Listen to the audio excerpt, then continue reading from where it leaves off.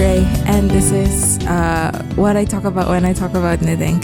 My knitting podcast where I talk about stuff that I have been making, will be making, and will continue to be making for time immemorial.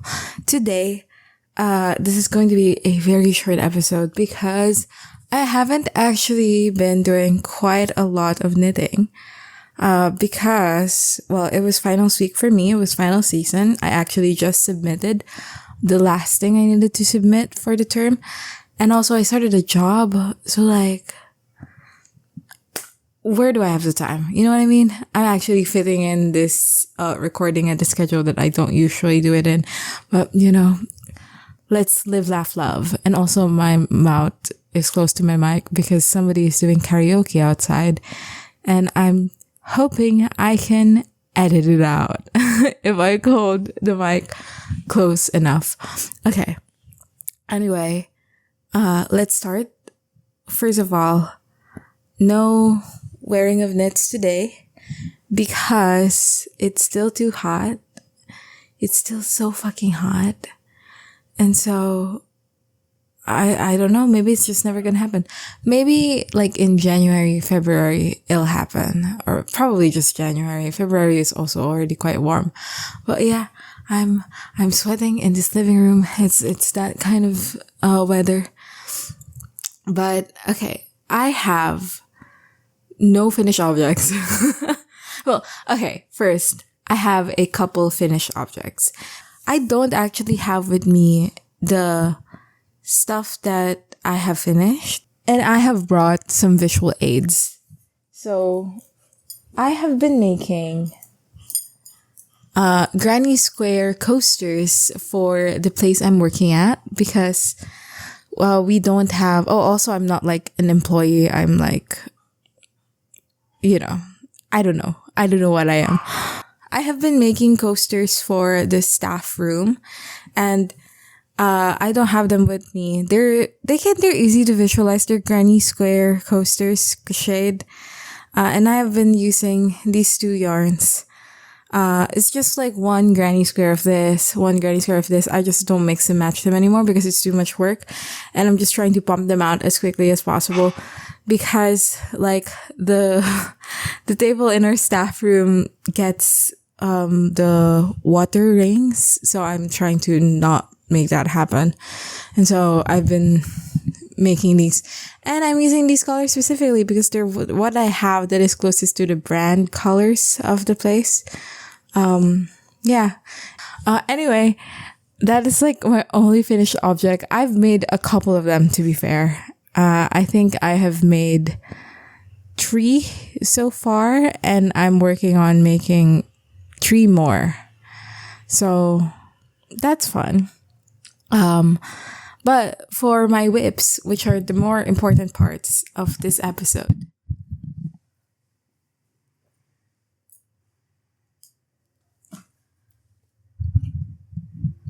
my first whip, I don't know what the mic situation is right now, but my first whip is my progress with the Ozetta sweater. No, not Ozetta sweater, the Sadie sweater by Ozetta. So this is where I am right now. It actually does look quite small, as many people in my life who have seen me working on it have said. But I have actually removed it from the needle for a bit and put it on some yarn and then like fit it over my body. And it fits perfectly fine. It fits pretty well. So this is my current progress. So far, this is my very first knit that is like big, like sweater quantity, big, that I do in the round in this way. And I find it spectacular. I find it so much fun. I enjoy it tremendously. I just saw a mistake in my knitting. I missed one stitch. That's completely fine, I hope.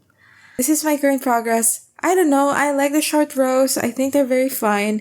I do think the portion we're in, you're just doing straight, on straight needles. You're doing stockinette here was so boring and it took me so long to get through it. But once I got to the circular body part, it was a breeze, and it still is. I've just been focusing on working on my other one, my other whip, and that's why this is like on the back burner in a way. But yeah, I love you, Sadie sweater. I hope I can finish it by Christmas. That's the goal. It's currently December 7th for me, but I think I can. I'm also trying to finish the socks. Actually, I think, you know what, I'm going to prioritize this over the socks because I'm trying to meet a deadline with this one.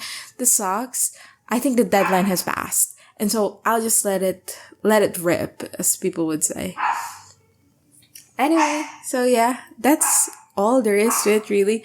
I think under this light, the color looks fantastic, and I do think it is such a leap away from the color of the yarn when I first got it. Because this is what the yarn looks like, and I don't know about the camera, but in real life, it looks like a lot. It looks like super blue in a way that I'm not a particular fan of. But now that it's on the piece, I know it doesn't look much different, but it just looks a tad bit darker, like a little less bright, that it looks pretty good. And I think it's because of the particles of light that can pass through it and stuff. Yeah. Sadie sweater. Hopefully, by the next time you see me, 2 weeks from now or something, it will be completely done. And I can wear it for Christmas. Yay. So, next project that I have been working on is this. The Thorsminde socks. I forgot the name of the creator, but I think this is under the Sanus. No, I forgot. I actually completely forgot. And I'm too lazy to look it up. I'll put it in the description and also in the text on the screen right now. But these are the socks that I have been working on. These are a gift knit, again, for a friend abroad. They're gorgeous. They are gorgeous. And I'm so happy to make them. Okay, first of all, I thought they were all faux cables. That's not true. This is not a faux cable. It's real. And so now I have also learned the art of making cables without cable needles. It's so easy, and it's so much easier than using cable needles, and I can't believe I haven't done it in the past or attempted to, because I thought it was so hard when it's literally that easy. But yeah, the fascinating thing about this sock for me is that the person I'm making it for and I have the same shoe size, and so it's very easy for me to measure like my foot against it. Not like wear it, because I am uncomfortable doing that.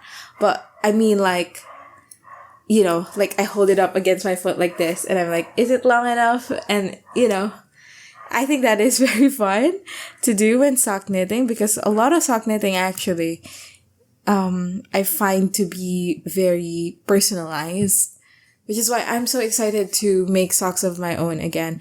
I like this pattern so much. I'm planning to make it again for another pair of socks using, I didn't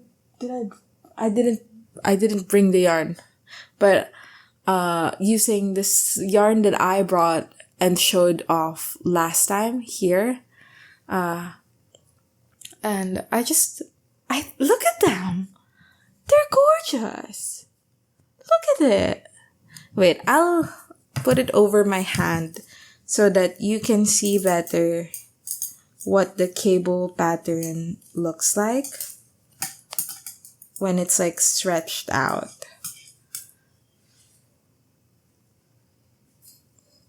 What more can you say, right? I think I was worried about the white color because I thought, you know, it's going to look super basic. It's going to look like every sock that you can find everywhere. But I think why it does make it look it makes it look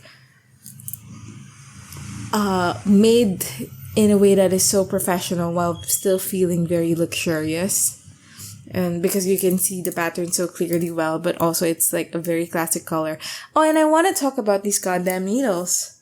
So, at first, I was using the metal, like, fly high sharps or whatever. They are the ones that are like this long and they have like a bendable flexi needle in the middle. It's just not working out for me. I just do not like it. And then I have needles that are actually good for magic loop. I just don't like the effort of pulling and pulling in the middle of the thing. And so I started using my bamboo needles that are 2.5 millimeters. And they're like around this long, which is ideal for socks. The problem is that they're just not that good needles. And you can actually see, I'm not sure if it's visible on screen.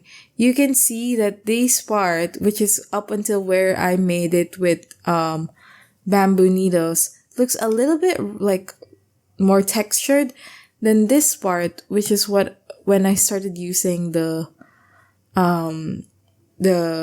metal needles. And they're like just a lot smoother because there's like a lot less snaggling to it. And basically my conclusion is I need smooth needles, whether it's the laminated birchwood that I was using with the gingers or the metals. I do need them. And because I have a job and a potential salary, I do have a salary. I don't know why I said potential. I have a salary incoming. I have been thinking about buying lantern moon needles. They're made of ebony. They're apparently very soft, very smooth. And I want them so bad. And yeah, I think maybe that will be my Christmas gift to myself. But who knows? I have been meaning to buy that for so long now, truly for the longest time. It's just I was always afraid that I wouldn't commit to knitting afterwards. And then it's like a great loss because here's the thing that I wanted to do and now I'm not doing it. And I spent so much money on the needles. But now I'm hoping that because I am a lot more committed to my knitting nowadays, that I will go forth and knit knit with those goddamn needles. Anyway, these needles are so long. They're not as arduous as I thought they would be, as I initially thought when I bought them and then put it away because I thought I'll never use them. They're pretty good. They're pretty solid. They're like so light in a way that I don't like. Like, I don't like that it's made of metal and it's this light, but that's probably better for my hands too. So anyway, my verdict is 8 out of 10 for these needles. Very fun. Hopefully I'll get better ones in the future and I love them forever. Yeah, I think that's it for this episode. It's not a lot, you guys. Oh, I do a media rec. My media rec actually is also a reason why I haven't been knitting a lot. It's because it's all my previous other media recs I think have been audiobook, except for Emma, which I did both audiobook and reading. But this one, I am reading this book like physically. It's called The Lectures on Shakespeare by W.H. Auden. And they are such wonderful lectures. Auden is a very fascinating man, and every person in my life has heard me talk incessantly about how fascinating I find him and how fascinating I find his literary analysis of Shakespeare to be. A couple of things that I find so wonderful is that he thinks he's gay because he's an artist or something. I don't know. I don't know what's going on inside that man's head. But also that his like main way to accuse someone of not being like a person that will make it is to say that they will end up like Hamlet. Like, I feel like he thinks it's the biggest insult that you can throw at someone, to say that, oh, Baron is like this, and if he doesn't stop, he's gonna end up like Hamlet. Richard II has a personality type that will make him end up like Hamlet, and he's not even smart like Hamlet. Like, he really goes to town with that analogy of like, you know, you're gonna end up like Hamlet. And the first time I read it, I did feel, I was like, oh, because I don't know, you know, self-recognition through the other. Maybe I will end up like Hamlet. Hopefully not. But also, after a couple of reads, I was like, oh, this is just a thing he does. That's hilarious. Yeah, there's an exam at the end. Like, it's like a lecture for real. Like, it's lectures that he delivered for a graded class, that was put together through notes of one of his students. And at the end of the book, there's an exam. Like, the term exam is there, and I want to take it. And actually, I had to return the copy that I was reading to the library, to my university library. But a friend of mine, very wonderful, the receiver of a couple of gift knits that I've already showed in the podcast, offered to give me one as a Christmas gift. So it's coming in the mail. I'm gonna get a hard copy of it. So exciting. So exciting. Yeah. That's it for this episode. I'll see you guys next time. Stay young and fresh and fun. Or not stay young. Stay growing as a person. Bye bye.